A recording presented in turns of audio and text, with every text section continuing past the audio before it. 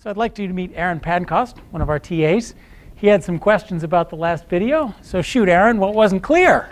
So how come you just got rid of these terms here to get that the variance is this term? Don't you have to subtract the square of the expected value? That's right. Variances are supposed to have the means out, aren't they? Yes.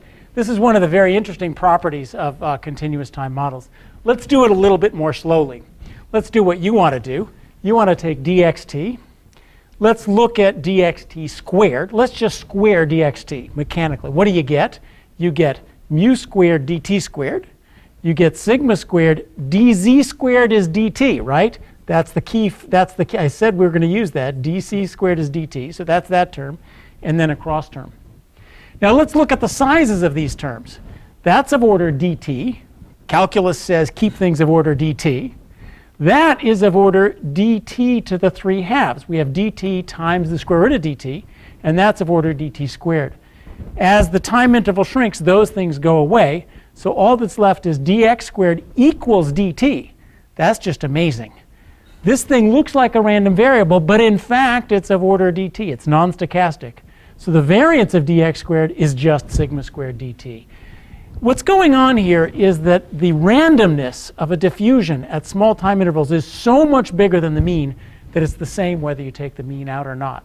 Cool stuff, eh?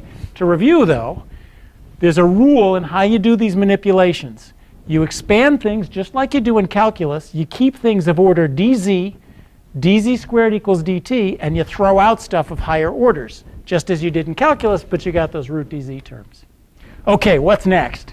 So back here, when you define the random walk as a sum of discrete time processes, it's linear in the variance and not the standard deviation. That is terribly key. The key is that that's what drives the whole, why are we getting this square root of dt business? It's because we have the variance is linear in the time interval, not the standard deviation linear in the time interval. But of course, that follows just from the definition.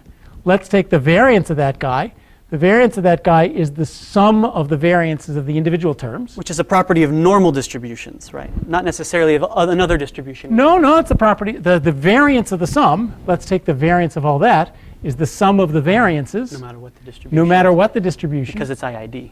And then the covariance terms all disappear because it's IID. So that's equal to the variance of the sum is equal to the sum of the variances of epsilon t minus j. There's j of those. So variance scales with time. Standard deviation scales with square root of time. That's what it looks like. And that's what's at the root of all our square root of dt and all the other interesting properties here. Next. So what is going on with this? The general form of the diffusion. Right. Yes. How does that map into the diffusions we've already looked at? What are we doing? So for example, this diffusion just has constant coefficients, whereas this diffusion allows the coefficients to be functions of state variables, x itself, functions of time, or functions of other variables that are going on. That's how you build great generality into it. For example, here's a diffusion, a more general diffusion.